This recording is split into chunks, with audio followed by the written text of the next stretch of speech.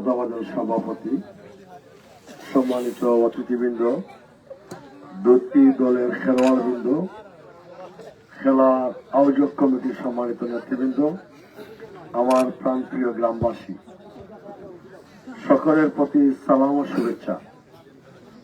খেলাধুলা আমাদের জীবনের একটি অপরিহার্য অংশ। আমরা ছোট থেকে যারা বড় হয়েছি, জয়ন্তপুর উপজেলার প্রত্যেকটি গ্রামে খেলার মাঠে ছোটরা কম দামে বল দিয়ে হলো ফুটবল খেলে। আমি এবার জয়ন্তা গোয়েনঘাট কোম্পানিগঞ্জের প্রতিটি গ্রাম ঘুরতে গিয়ে দেখলাম এক একটি গ্রামে 3, 4, 5টা পর্যন্ত টিম আছে, একদম ছোট ছোট লিটল সাইজ প্লেয়ার। আমাকে দেখলেই বলে, দাড়ি পাল্লা ভাই বল দিয়ে যান। তো আমি গাড়িতে বল রাখি শুধু এদের জন্য, গাড়ি আটকে স্লোগান দিয়ে বলে তাদেরকে বল দিতে হবে, দাবি একটাই বল দেন। যে আইডিয়াটা আমার হলো, যদি আমরা ইউনিয়ন পর্যায়ে বা 2টা-1টা ওয়ার্ড মিলে যদি আমরা মাঠ তৈরি করতে পারতাম, তাইলে আমরা কেন পেশাদার ফুটবলার তৈরি করতে সক্ষম হইতাম। আমাদের প্রচুর ভালো প্লেয়ার আছে, কিন্তু একটা মাঠ না থাকার কারণে এগুলো জড়ে পড়ে যায়। আমরা 2004 সালে সেন্ট্রাল জনতা উচ্চ বিদ্যালয় মাঠে নতুন করে স্পোর্টিং ক্লাবের উদ্যোগে ফুটবল কোচ শুরু করেছিলাম। সেখান থেকে কিছু প্লেয়ার তৈরি হয়েছে যারা জাতীয় পর্যায়ে এখন খেলছে। আমি গতকাল না পরশুদিন একটা খেলার মাঠে ছিলাম, ঢাকা টিমে জয়ন্তার ছেলেরা খেলতেছে, এরকম 4-5টা ছেলে আছে।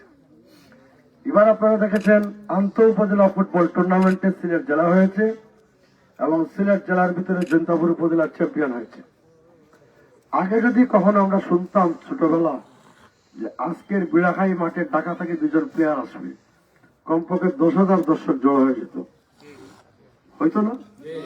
কিন্তু গড়ের ছেলে যখন ফুটবলার হয়েছে, ঢাকা কাঁপায়, বরিশাল কাঁপায়, রাজশাহী, খুলনা, চট্টগ্রাম কাঁপায়, আমরা তাদেরকে ঠিক মতো অনার করতে পারি না, সম্মান করতে পারি না।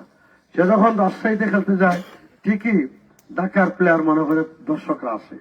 হরিপুরের প্লেয়ার যখন বিড়াখাইতে আসে, তখন এটা মনে করে আমরা গাঁয়ের বেটা আইসি, আচ্ছা আইলো করে গীত হইল। কথা ছিল যে আমরা চেষ্টা করছি, চেষ্টার কারণে এখন আমাদের অনেক প্লেয়ার তৈরি হচ্ছে।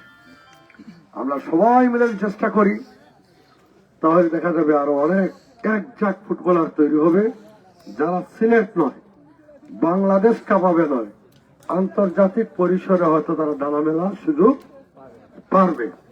প্রয়োজন হচ্ছে তাদের সুযোগ সৃষ্টি করে দেওয়া। আমরা জেলা পর্যায়ে কোনো বাংলাদেশে ফুটবলের খুব একাডেমিক প্রশিক্ষণ নাই, জেলা পর্যায়ে নাই, উপজেলা পর্যায়ে শূন্যের কোটা আছে। এজন্য এটা আমাদের চিন্তা আছে, যদি মহান রব্বুল আলামিন আমাদেরকে সুযোগ দেন, আমরা চেষ্টা করব যে ন্যাশনাল নয়, আমি আমার এলাকা জয়ন্তা গোয়েনঘাট কোম্পানিগঞ্জে বিভিন্ন জায়গায় ছোট ছোট মাঠ তৈরি করে আমাদের এই সন্তানগুলো হয়তো বিকালবেলা একটু খেলতে পারে। আর মিনিবারের ব্যাপারে আমি বিরোধী, কারণ এটা বল মারলে গোল হয় না। সারাদিন চেষ্টা করলেও, আজকে তো গোল 3টা হয়ে গেছে, কিন্তু বিভিন্ন মাঠে গেছি 0-0-0-0 চলে। একজন যদি ঠিক মতো দাঁড়াই যায়, গোল কেমনে ঢুকাইবেন আপনি এদিকে? হ্যাঁ, জি। এই জন্য আর এই রাতের বেলা ভালো জিনিস, কিন্তু এখন হয়তো সিজন অফ আছে, পড়াশোনা নাই, বৃষ্টি হইলে ক্লাস শুরু হয়ে যাবে, সামনে রমজান মাস। খেলা হওয়া দরকার, কিন্তু বড় বারে হওয়া দরকার। ফিজিক্যালি ফিটনেস তখন কতটুকু আছে বুঝে যাবে। কারণ ছোট বারে দৌড় দিলে এই মাথা থেকে ও মাথা 1 মিনিটে চলে যায়, তখন দৌড় দিলে খবর আছে। তারপরে আজকের এই মাঠে যারা খেলছে, 2টি টিমে কিন্তু ভালো প্লেয়াররা খেলছে। আমি কম সময়ে যা দেখছি, তারা যদি প্র্যাকটিস করে অব্যাহত রাখবে, তাহলে তারা জেলা এবং ঢাকা জাতীয় পর্যায়ে তারা খেলতে পারবে। তাদের প্রতি আমাদের অগ্রিম শুভেচ্ছা থাকলো। এলাকাবাসী যে কষ্ট করে, একদম প্রান্তিক জনপদ বলা এটাকে, সেই এলাকায় আপনারা এই যে রাতের বেলা যে খেলা শুরু করেছেন, এটা অসম্ভবকে সম্ভব করেছেন। এই জন্য আপনাদেরকে সকলে করতালির মাধ্যমে একটা শুভেচ্ছা জানাতে চাই। যুব সমাজ যে কষ্ট করেছে, তাদের প্রতি অভিনন্দন রইল। প্রমাণিত হয়েছে যে যুবকরা ইচ্ছা করলে অসাধ্যকে সাধন করতে পারে, যুবকরা ইচ্ছা করলে কঠিন কাজকে সহজ করতে পারে। যুবকরা যা স্বপ্ন দেখে তাই বাস্তবায়ন করা সম্ভব যদি আমাদের এলাকার যুবকরা সব ঐক্যবদ্ধ থাকে। এক্ষেত্রে এই এলাকার উপস্থিত হয়ে যেটা দেখলাম, মুরব্বিয়ানরাও একমত, তারাও মঞ্চে বসে আছেন। এলাকার খেলাটা যাতে সুন্দরভাবে সমাপ্ত হয়, খেলার শুরু থেকে শেষ পর্যন্ত অত্যন্ত সুন্দরভাবে যে শেষ করার সুযোগ সৃষ্টি করে দিয়েছেন কোন ধরনের বিশৃঙ্খলা ছাড়া। এজন্য এলাকার মুরব্বিয়ানদের পক্ষ থেকে আমরা সকলকে অভিনন্দন জানাচ্ছি, ধন্যবাদ জানাচ্ছি। একটা হাততালি দেওয়া যায় না?